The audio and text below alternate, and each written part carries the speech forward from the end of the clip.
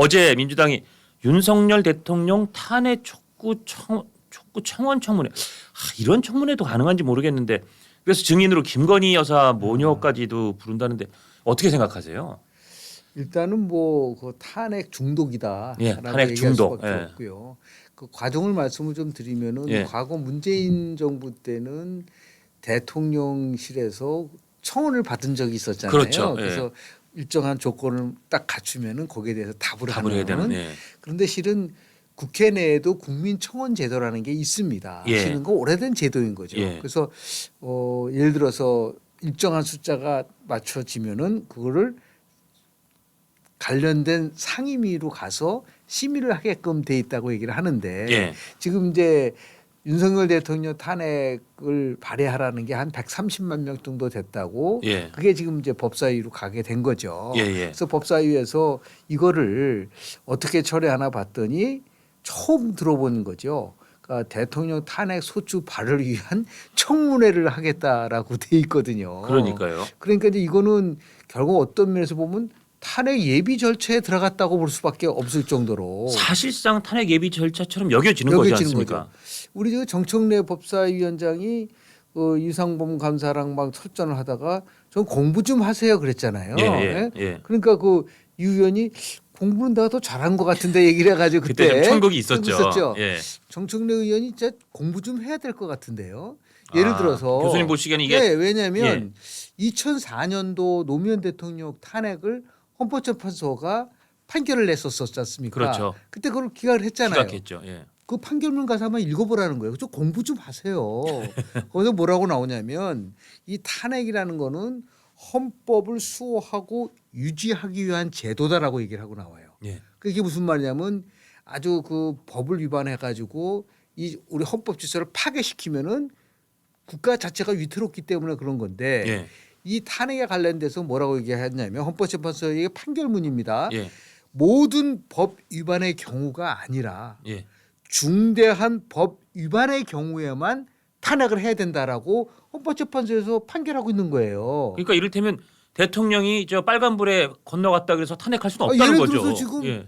확성기를 제기했다고 해서 그러니까요. 탄핵 사유를 한다든지 아니 확생기 재개 같은 건 그야말로 정책적인 판단 아닙니까? 예. 그런 식으로 따지면 제가 볼 때는 문재인 대통령은 탄핵을 한 100번은 했었어야 될 거 아닌가요? 아니 그 심지어 극단적으로 하면 그렇게 볼 수 있는 볼 거죠. 수 있는 거죠. 예, 예, 예. 그래서 특히 이 수사가 진행 중인 안건에 대해서는 청문 절차에 여건이 형성이 안 되는 거예요. 예, 그렇다 그러더라고요. 그러니까 불구하고 탄핵을 남발해 가지고 헌법 질서를 결국 어떻게 되냐면 무너뜨리는 거잖아요. 예, 예. 그러니까 우리가 입법부의 권한에 대한 것들을 인정을 하지만 예. 제가 공부하라는 얘기는 뭐냐면 민주주의를 제가 얘기 많이 하잖아요. 예. 그러면은 국회에 있어서의 권한을 얘기를 많이 하잖아요. 그러니까 민주당은 다 국회 헌법에서 보장된 국회의 권능과 국회의 뭐 권한대로 하는 그렇죠. 것뿐이다. 그런 얘기를 하잖아요. 예, 예, 그러면 우리가 대통령제를 채택하고 있는 나라에서 예. 가장 중요한 원칙이 뭘까요? 그러니까 아마 중학교 때도 배우는 건데 체계 밸런스, 아 그렇죠. 견제와 균형, 균형이잖아요. 견제와 균형이라고 그래서 그러죠. 입법부, 행정부, 사법부가 나름대로 자신의 권한을 막 행사하는 거를 제도적으로 막기 위해서 견제와 균형을 한 거죠. 예를 그렇죠. 들어서 입법부 같은 경우는 행정부가 독재를 하고 예를 들어서 대통령의 권한을 남발하고 그럴 경우에 최후의 수단으로 탄핵 소추권을 준 거예요. 그렇죠. 그렇죠? 예. 그럼 또 마찬가지로 의회가 막 독재를 하고 법을 남발하고 했을 때 할 수 있는 제도 장치는 뭐냐면 대통령의 대통령이 거부권. 거부권을 준 또 이제 겁니다. 제1요구권이라고 제1요구권을 하는. 준 예. 거죠. 그 뭐 잘 아시겠지만은 우리랑 비슷한 대통령제를 채택하고 있는 프랑스 같은 경우는 아예 의회 해산권까지 준 거예요. 예. 왜냐하면 너무 남발을 할 경우에는 문제가 있다. 그럼 다시 국민들로부터 이 문제와 관련돼서 의회에 대해서 어떻게 평가하느냐라는 걸 준 거고 예. 또 사법부는 입법부가 법을 잘못 만들었을 때 예. 유언적 요소가 있을 때 그때는 헌법재판소라는 걸 통해서 법이 잘했는지 못했는지를 판결해 주잖아요. 예. 이게 바로 견제와 균형인데 예. 이 견제와 균형의 원칙을 누가 지금 스스로 무너뜨리고 있느냐면은 민주당이 지금 무너뜨리고 있는 거라고 볼 수밖에 없는 거죠. 그렇죠. 그렇죠. 이거는 뭘로 봐도 예. 대통령에 대해서 지금 탄핵 오늘 아침에 라디오 들었는데 권성동 의원이 나와서 권성동 의원이 사실은 지난 박근혜 대통령의 탄핵 당시에 그렇죠. 법사위원장이었으니까 위원장이었었죠. 사실상 탄핵 소추의 검사 역할을 했었죠. 했었죠. 그러니까 네. 탄핵에 대해 상당히 그 디테일 뭐 본인이 법조인 출신이기도 하고 근데 이건 명백하게 대통령에 대한 무슨 탄핵 그 청구 물론 이게 탄핵 촉구 청원에 대한 청문회지만 청문회죠. 사실상 탄핵 예비 절차고 탄핵 예비 절차 이런 절차에 들어가려면 원래는 국회의회에서 과반수가 의결을 해서 지금부터 그럼 그렇습니다. 한번 조사해 보자 이런 절차를 거쳐야 되는데 이런 절차 없이 그냥 뭐 일종의 우회를 한 것처럼 이런 탄핵 예비 절차 비슷하게 들어가는 거는 명백하게 법 위반이다 이렇게 말씀하시는데 무게감 있게 와닿더라고요. 예를 들어서 지금 브라질이라든지 예. 파라과이라든지 볼리비아라든지 이런 남미 국가에서 지금 현재 대한민국에서 이루어지고 있는 거와 비슷한 상황이 벌어졌어요. 그러니까 그러니까 대통령 탄핵을 아주 남발을 한 거죠. 오늘 아침에 저도 그 조선일보에서 그 컬럼을 네, 읽은 것 우리 같은데 송대인 교수가 쓴 예. 거죠. 제 기억나는 대목이 그런 말씀하신 쭉 남미의 그 네, 네. 탄핵을 남발하는 나라에선 사실상 탄핵이란 제도가 쿠데타의 이 어떻게 보면 법치 내에서 네. 쿠데타를 하는 그런 걸로 오용되고 있다 이런 취지 뭐 워딩은 정확지 않은데 그게 그런 이제 얘기도 펑셔널 있더라고요. 이퀴벌런스라 해가지고요. 예. 기능적 구조 같은 거라는 거예요. 예. 그게 이제 미국에서는 많이 쓰는 예. 학교에서 많이 쓰는 그래서 뭐 용어인데 기능적 등가물인가 뭐 네, 이렇게 등가물이죠. 한국말로 번역해 그러니까 이제 놨더라고요. 똑같은 기능을 한다는 거죠. 그렇죠. 그러니까 군사 쿠데타를 일으켜가지고서 정권을 잡으려고 하는 것이나 예. 아니면 의회에서의 막강한 권력을 가지고 대통령을 탄핵해가지고서 권력을 잡으려고 하는 것은 일종의 똑같은 예. 그러니까 기능적 등가와 같은 심하게 표현하면 의회 쿠데타라고 얘기할 정도로 예, 그러니까 기전만 강하게 다르지 이를테면 뭐 마데카솔 바르나 후시딘 바르나 결국 효과는 비슷한데 기전이 좀 다를 수 있겠죠. 예, 예. 그래서 그거를 이제 송 교수가 이런 부분에 대해서 우리도 이런 식으로 가게 되면은 중남미식의 중우 정치로 빠질 수 있다. 민주주의가 굉장히 좋은 제도지만 예. 이렇게 일방적으로 권한을 다수결의 원칙이라는 걸 남용을 해가지고 힘을 무제한으로 발휘했을 때는 오히려 민주주의가 훼손될 수 민주주의를 있다. 훼손시키는 그렇죠. 결과를 가져올 수 있기 때문에 그것에 대한 경고를 하고 있는 부분들이 있는데요. 그런 면에서 봤을 때 지금 이제 저희들이 봤을 때 왜 이렇게 할까라고 예. 이제 우리가 분석을 해보면 도대체 왜 이럴까? 몇 가지 이유가 있어요. 예. 제일 첫 번째 이유는 아주 직접적인 이유는 뭐냐면 저는 이제 민주당이 그 처해 있는 여러 가지 환경 속에서 가장 큰 공경은 이재명 대표의 사법 리스크라는 게 있지 않습니까? 그렇죠. 예. 이 사법 리스크를 어떻게든 간에 이 극복을 해야 되고 예. 더 나가서 이재명 대표의 입장에서 봤을 때는 대권까지 가서 대권을 잡으려고 하는 이 두 가지 목표 이외에는 없어요. 사법 리스크를 뚫고 민주당의 단일 후보로서 지금 일극 체제 속에서 대통령 후보로 출마해서 당선돼서 대통령이 된다. 네. 이거죠. 이 함수죠 지금. 이게 가장 중요한 예. 민주당의 목표예요. 예. 유일한 목표 유일한 함수죠. 목표입니다. 예. 이 민생도 없고 무슨 뭐 국민을 대표하는 것도 오로지 그 목표를 달성하기 위해서는 조건이 필요하잖아요. 예. 왜냐하면 나올 수 있어야 되는데 예. 이 결국은 재판을 계속 지연시켜서 결국은 대통령 선거까지 치를 수 있게 하는 방법이 하나 있을 수 있는 재판을 것이고요. 늘리거나 그걸 늘리거나 예. 아니면 지금 두 번째 결승선을 땡기는 거죠. 대통령을 탄핵시켜 가지고 조기에 참. 대권이 이루어지면은 대선이 이루어지면 바로 재판이 끝나기 전이기 때문에 예. 이재명 대표가 나갈 수 있다라고 하는 그 두 가지에 집착을 하고 있는 것 같아요. 이 지금- 부분에 대해서는 제가 볼 때도 누구도 이견을 못 달 정도로 왜냐하면 그 예. 목표를 달성하기 위해서 보여주는 여러 가지 행태가 그러니까 지금도 보면 국민청원에 대해서 그거를 위한 청원을 위한 거를 청문회를 왜 청문회를 한다라고 하는데 예. 제가 이제 미국 의회 관련된 얘기를 좀 예, 말씀을 예, 좀 예. 드리겠습니다. 미국에는 이제 청문회는 이제 히어링이라는 표현을 쓰는데 히어링이라고 듣는다는 그러더라고요. 거죠. 예. 네 가지 청문회가 있습니다. 예. 미국에는 첫 번째는 입법 청문회를 해가지고 법을 만들기 위해서 우리도 입법 청문회 규정이 있어요. 66조에 예. 입법 청문회가 있고 두 번째는 조사 청문회가 있고 예. 세 번째는 이 감사 청문회가 있고 아. 마지막에는 이 인준 청문회. 인준 청문회, 이 네 그렇죠. 가지가 있어요. 예, 예. 나는 미국의 의회 정치를 보면서 뭐 탄핵을 하기 위해서 예비적으로 청문회를 한다는 그거는 거기 어떤 경우도 있을 수 없는 거죠. 예. 그래서 실은 우리 국회법 제 65조를 보면 예. 그 청문회 규정이 나오거든요. 예. 뭐라고 나오냐면 자, 청문회 같은 경우는요. 중요한 안건의 심사와 국정감사 및 국정조사에 필요한 증인, 감정인, 참고인으로부터 증언 진술을 청취하고 증거를 채택하기 위해서 청문회를 열 수 있다. 그러면 이 중요한 안건의 심사라는 것보다도 국정감사, 국정조사에서 필요한 경우에 이런 청문회를 얘기를 한다고 하는데 이게 대통령 탄핵과 관련된 부분들에 대해서 이렇게 이 청문회를 남발할 수 있는 것일까에 대한 부분들이 있는 것이죠. 법조만 해도 이게 딱 들어맞는지도 좀 애매하다. 애매하다는 그 거죠. 말씀이죠. 예. 자, 그런 식으로 따지면요. 정말 이런 식으로 계속 나가게 되면 어떻게 해야 될까요? 그럼 국회의원은 왜 탄핵을 못 하죠? 그러니까 국회의원은 탄핵 뭐 스스로가 탄핵 주체니까 탄핵 개체가 주체니까. 안 되나 보죠. 그러니까 예. 예를 들어 그러면 국회의원을 탄핵에 버금가게 할 수 있는 방법은 뭘까요?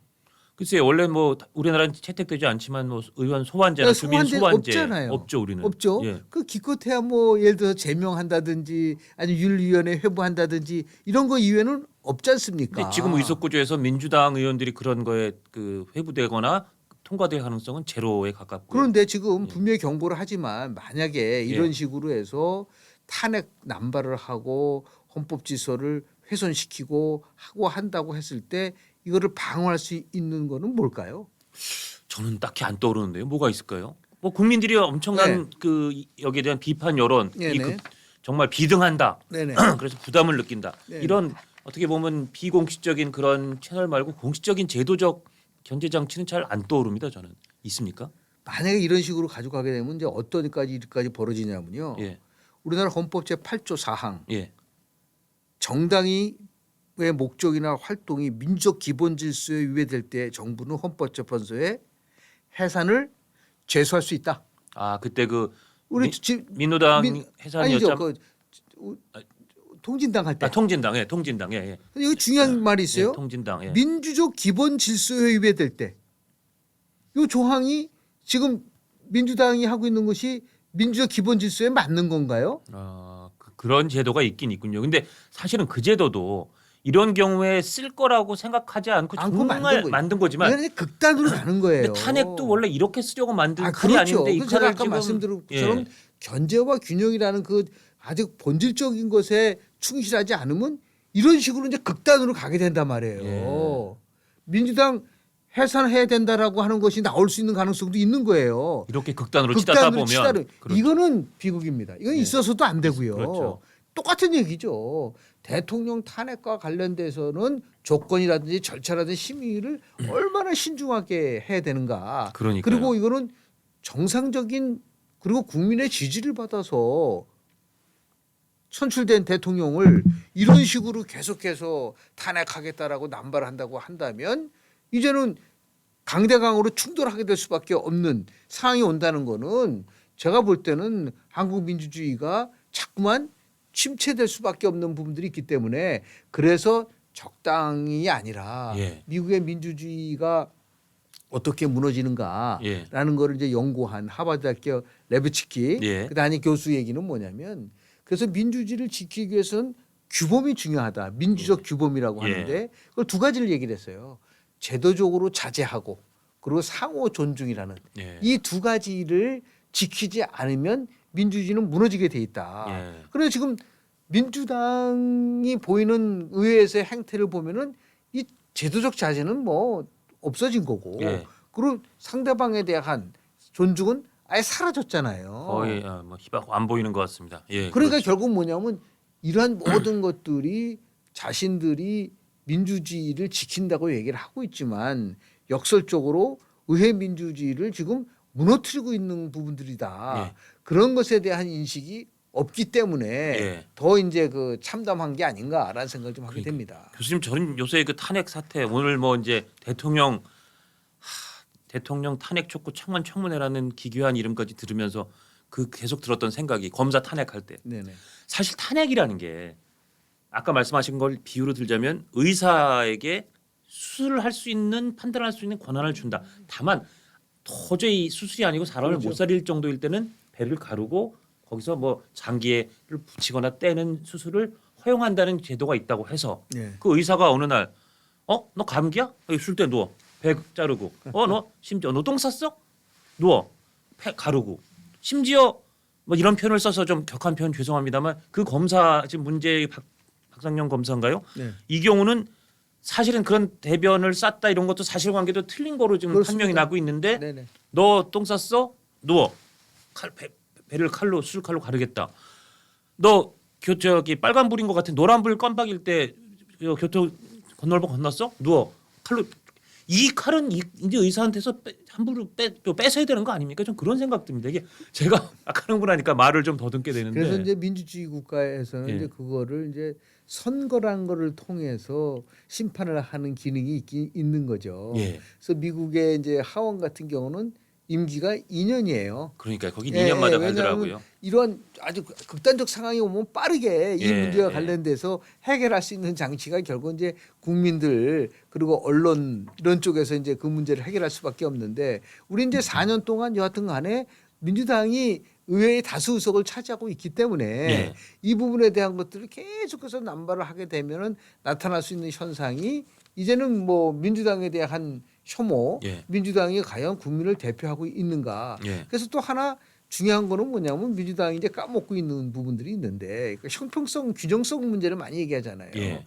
그럼 문재인 대통령에 대한 탄핵 청원은 없었나요? 근데 그러니까 146명이 탄핵 청원을 146만 했어요. 명. 예, 6만 예. 명이. 그 얘기 대해서 정청래 위원장이 그거는 그때 법사위원장이 직무유기한 거고요.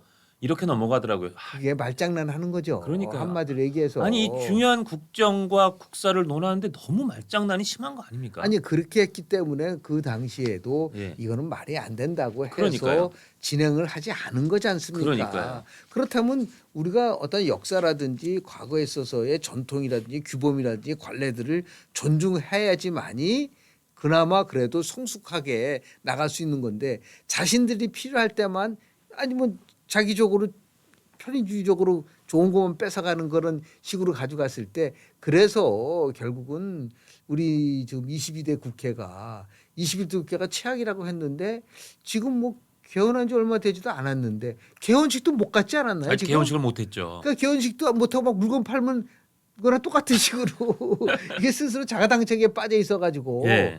야 이런 부분들에 대한 것들을 이제 국민들이 지난번에 말씀드렸지만 다 기록을 해두고 있거든요. 야, 그 마음의 마음속에 수첩에. 수첩에 예. 기록을 해두고 있고 이게 이제 다음 선거에서 분명하게 나름대로 그 표출될 거라고 보는데 근데 그럼에도 불구하고 지금 얼마나 어렵습니까 경제가. 그러니까요. 그러니까 지금 이런 민생이 기업들도 정말 어렵다는 어려운데 예, 자영업자 어렵다는 거 그렇게 물가 얘기를 오르고. 하는데 예. 지금 모두가 정치 과잉 예. 또는 더 나가서 정치 양극화 탄핵 그리고 중독. 오로지 예. 탄핵 중독에 예. 빠져서 민생을 외면한다고 한다면 우리 뭐 국민들이 그걸 가만 보고만 있겠습니까? 예. 뭔가 나름대로 민주당에 대해서 저항도 하고 민주당에 대해서 비판도 하게 되면은 결국 제가 말씀드린 부메랑이 돼서 돌아올 수밖에 없는 것인데 이런 걸 왜 깨닫지 못하는지에 대한 부분에 아쉬움이 좀 많습니다.